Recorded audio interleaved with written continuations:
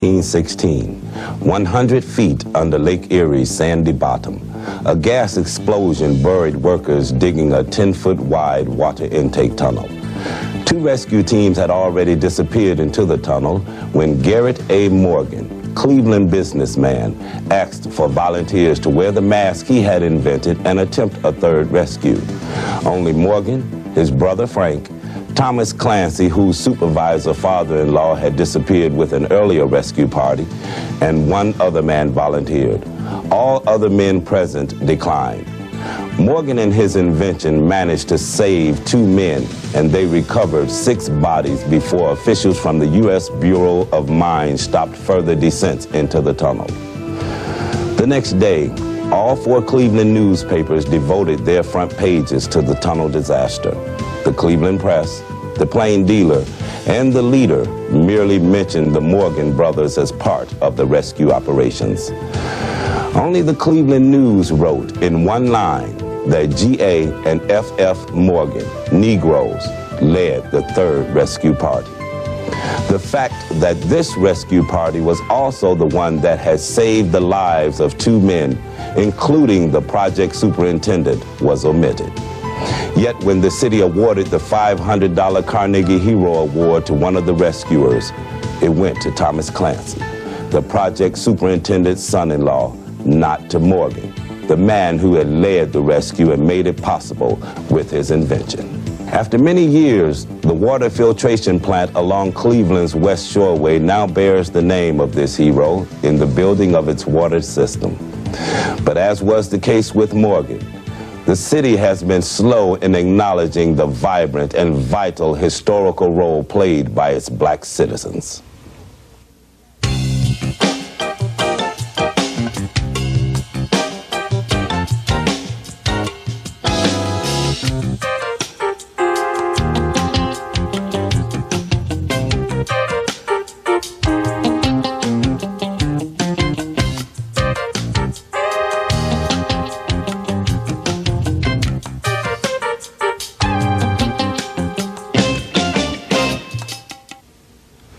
Black Americans have long been a part of Cleveland's history.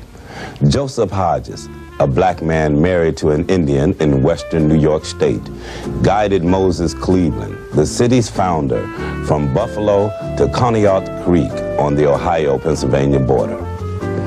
The city's first permanent black settler was George Peake, who arrived in the area with his wife and 2 sons in 1809. Peake became the West Side's first settler with the purchase of 103 acres of land in Lakewood. He was well liked by his neighbors because the hand mill he invented saved them hours of grinding grain into flour. Early conditions were not always easy for the area's black residents. Even though slavery was not permitted in Ohio, in 1804, the state passed a series of restrictions known as the Black Laws. These forbade blacks from voting or holding office, from testifying against whites in court, and from attending public schools. Blacks were required to pay a $500 bond before settling in the state and to file a certificate of freedom with the county clerk's office before accepting employment. Cleveland rather laxly enforced the certificate and bond filing, but it strictly followed the other laws. By the 1830s, however, attitudes in the Western Reserve had shifted enough that Cleveland became a stopping point on the Underground Railroad. Codenamed Hope, the city was the northernmost terminus for 7 routes followed by fleeing slaves.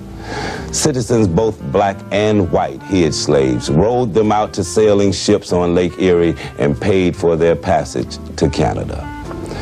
During Cleveland's first years, free black families lived interspersed with white families, and though their numbers remained small, they were active. Newspapers reported the founding of a church in 1830 and a school in 1832. When a young men's club was founded in 1839, the Cleveland Herald praised the effort, saying, "The colored people of this city are not numerous, but are of the better class of free blacks. They are industrious, peaceable, intelligent, and ambitious of improvement." In 1838, Cuyahoga County reformers began a 12-year effort to repeal the black laws. They successfully prevented anti-black provisions from entering the 1851 Ohio Constitution. In 1848, 10 years after the founding of Cleveland's first public schools, the city's black children were also allowed to attend in integrated classrooms. Segregation in theaters, restaurants, and hotels was infrequent. Area African Americans had greater access to skilled and unskilled jobs and were more prosperous than blacks in other northern cities. Cuyahoga County delegates promoted black suffrage in 1867, but they were defeated by voters from the rest of Ohio. During the 1860s, when Cleveland had a total population of 43,000, many area African Americans were forced to work as domestic servants. Others worked in lucrative personal service businesses such as barbering and tailoring. However, 1/3 of the city's 799 blacks were skilled workers. Some were able to accumulate substantial wealth. John Brown, a black barber who invested in real estate, left his heirs an estate worth $40,000. Alfred Greenbrier became known as a breeder of quality horses and cattle on his farm near Bridge Avenue. Madison Tilley was an excavating contractor who employed over 100 men. The success many blacks were able to achieve in Cleveland caused them, throughout the 19th century, to fight for integration rather than for separate black institutions.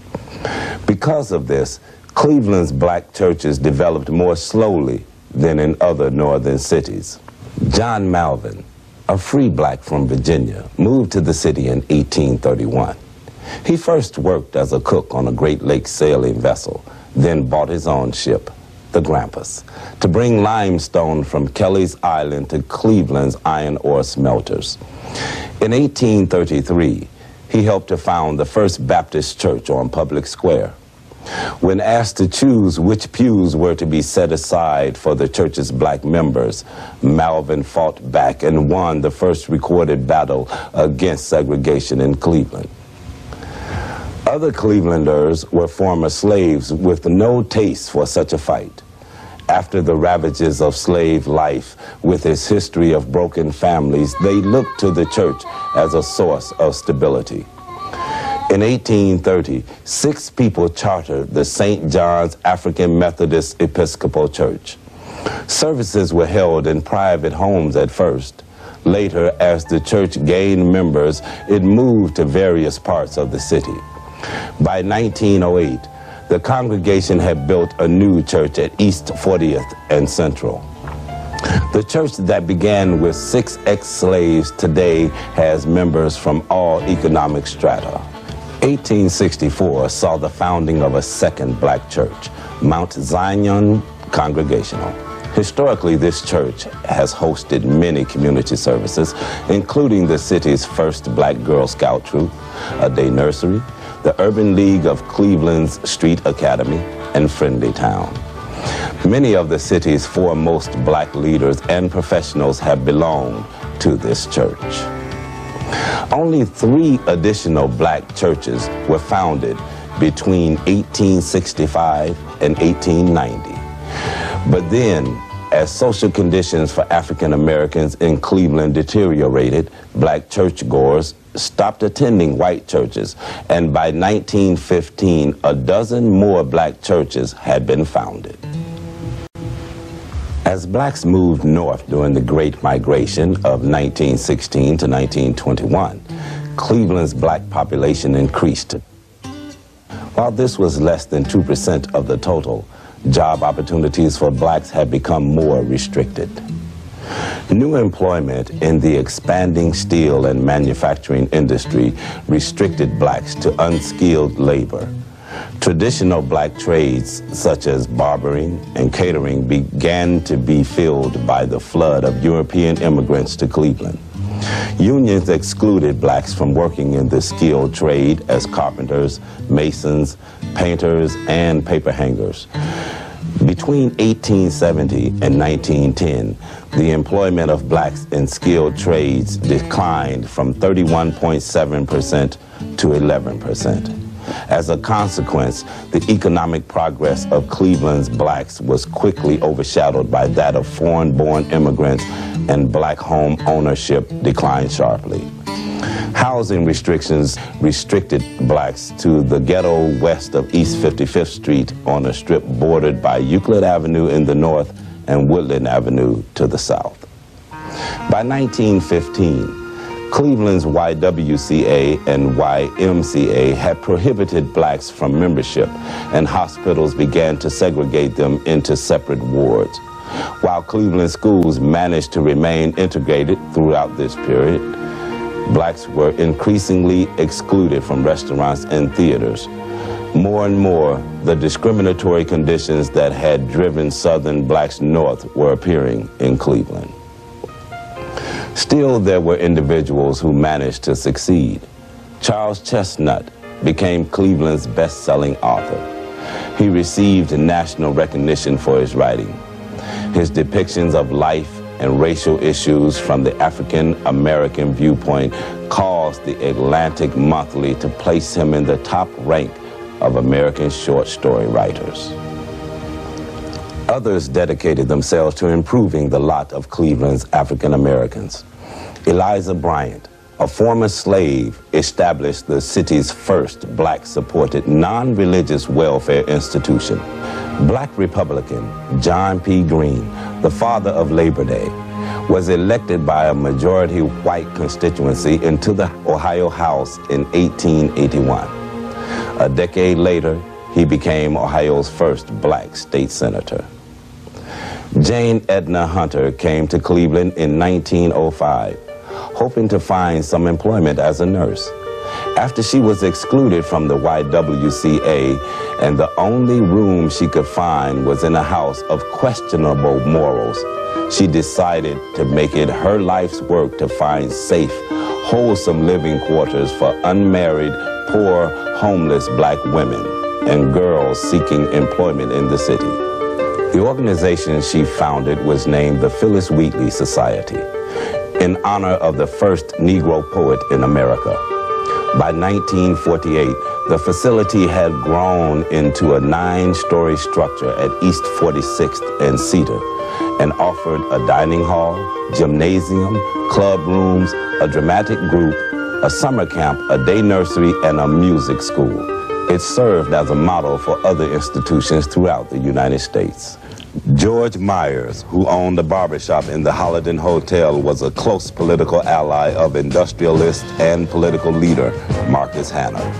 As a delegate to the 1892 Republican Convention, he cast the vote that led to Hanna's election as a national committeeman and eventually to the nomination of William McKinley for president. Myers' support earned him the promise of a political appointment, which he turned down because of the 35 people he was responsible for employing in his barbershop. When Myers died, the hotel in which his barbershop was located replaced all his employees with whites. Another organization that greatly enriched the lives of black Clevelanders was Karamu House. In 1915, two white Oberlin graduates and social workers, Rowena and Russell Jelliff, bought two clapboard houses on East 38th Street. They lived in 3 rooms in the rear of one of the houses and opened the other as a recreational center for area youth. The neighborhood, then known as the Roaring Third, was filled with pool halls, bars, and other places of dubious entertainment. It also contained almost all the city's black population, as well as a mixture of poor Austrians, Jews, Italians, Russians, Syrians, and Chinese. As more Southern blacks migrated into the area, the Jelliff's houses became known as the Negro Settlement. Their open-door policy of inviting neighborhood people into both houses for classes, workshops, and counseling met with some suspicion. At first, Playhouse Settlement offered games and athletics in addition to art and theatrics. Later, the Jellifs came to believe that the self-expression offered by art and theatrics seemed to bring participants more lasting satisfaction in such a way as to improve their futures. In 1927, the house actors, the Gilpin Players, remodeled an adjacent property into a theater. They named it Karamu, Swahili for a place of joyful meeting. Hazel Mountain Walker, who researched the name, later became the city's first black school principal. In the 1920s and 30s, Karamu was the first theater to produce the plays of Langston Hughes. Hughes was a Clevelander and a major 20th century writer who had been encouraged in his early efforts by the Jellifs. During Karamu's 1948-49 season, the indomitable Zelma George sang the title role in Giancarlo Menotti's The Medium. Soon after, New York producers asked her to sing the role on Broadway. George graduated from the University of Chicago with a degree in sociology. While a probation officer with the Chicago Juvenile Court, she studied pipe organ at Northwestern and voice at the American Conservatory of Music. At the same time, she was supporting 4 siblings. After 12 years, when the last sibling graduated from college, she moved to New York to study black music on a Rockefeller grant and earned a master's degree in personnel administration at New York University. After she married, her Cleveland home hosted people such as Malcolm X, Martin Luther King, Booker T. Washington, and W.E.B. Du Bois. In 1954, George received her Ph.D. from NYU. 3 years later, she undertook a 6-month tour of the world as a Goodwill ambassador for the U.S. State Department.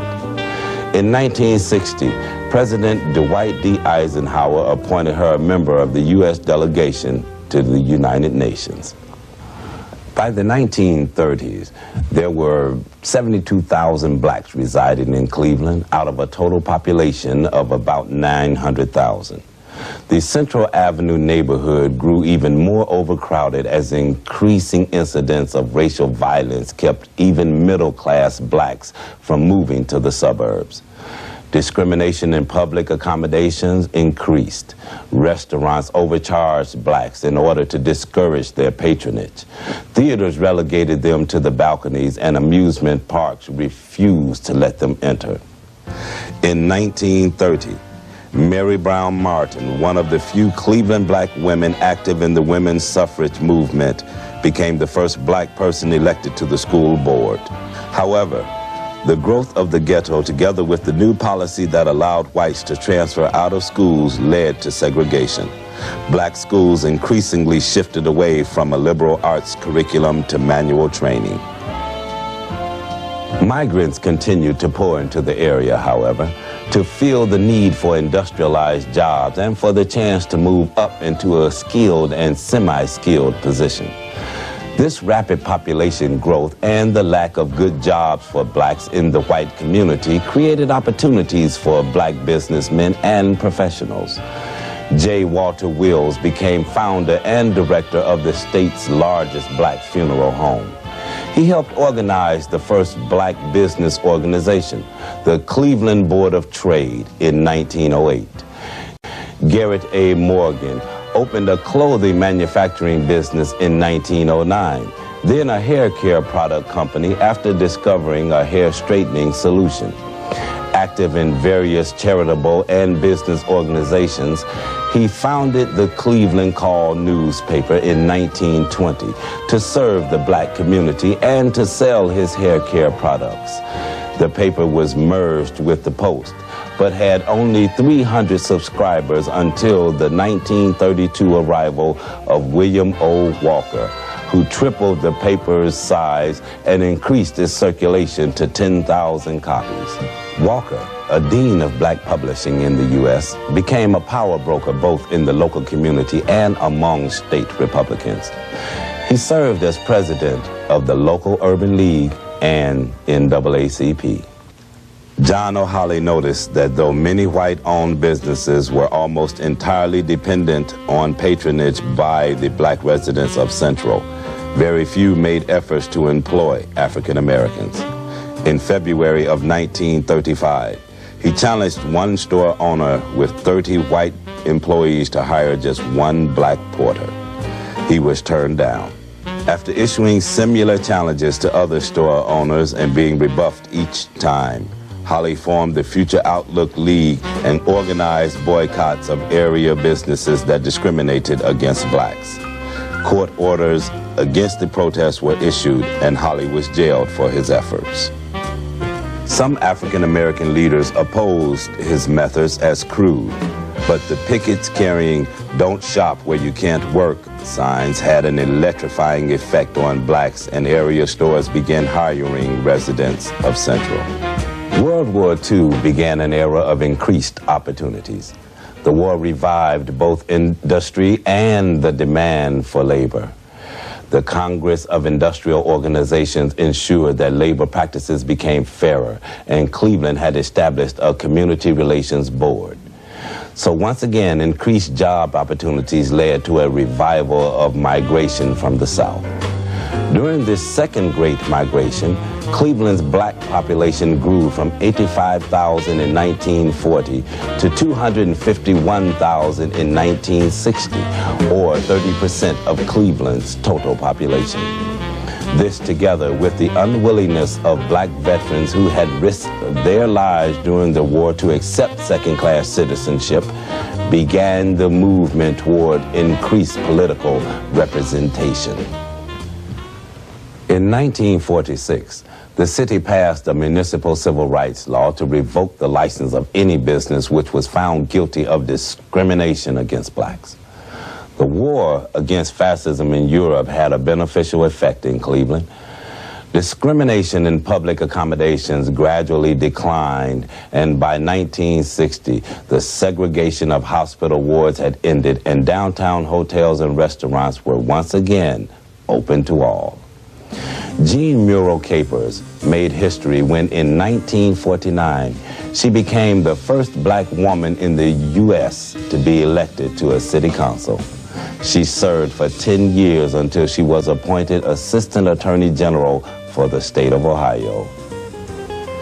By the mid-1960s, there were 10 black Cleveland City Council members. Among them was George Forbes, who became the city's first black council president in 1973 and served more years in that office than any other council president in history. In 1968, Louis Stokes was elected to the United States House of Representatives.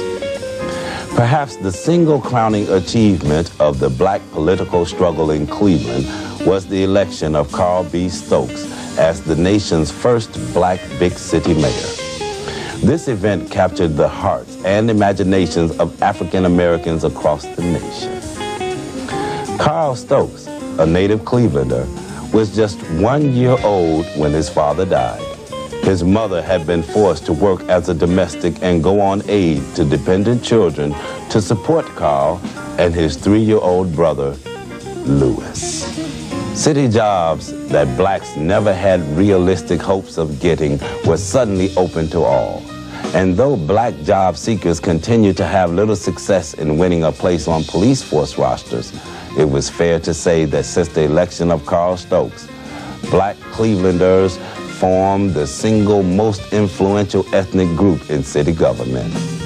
Where Stokes was once the only black mayor, today there are 365 black mayors of American cities. Cleveland's Michael R. White is one of them. The most serious problem afflicting the black community was housing. Whites continued to move to the suburbs, and blacks moved east and northeast of Central into the Huff Avenue and Glenville areas. Blockbusting techniques by realtors in the 1950s led to panic selling by whites. Landlords subdivided houses into smaller apartments and raised the rents without offering any improvement. At the same time, black children were increasingly being assigned to all black schools. Whites were given special treatment. In the 1970s, the NAACP won a court battle to desegregate Cleveland's public schools. Cleveland elected its second black mayor in 1990, Michael R. White, a native Clevelander and a graduate of the city's Glenville High School, was re-elected in 1994. Mayor White's aggressive new housing construction program has revitalized the inner city with the building of 1,000 private and public residential housing units. Claire Freeman, CEO of the Cleveland Metropolitan Housing Authority, has made public housing a healthier, happier place to live and raise families. Changing populations, better civil rights laws, and increased sensitivity to black aspirations led to increased black participation in county positions. First appointed, then elected Cuyahoga County Prosecutor Stephanie Tubbs Jones manages 140 attorneys. Only 9 of her attorneys are black, but she hopes to attract more African Americans to the prosecutor's office. In 1995, Cleveland's black population has stabilized and begun to decrease. The great migration from the South has ceased. With the enforcement of fair housing laws, economically successful blacks have moved out of the inner city and into the suburbs. But poverty remains in the inner city.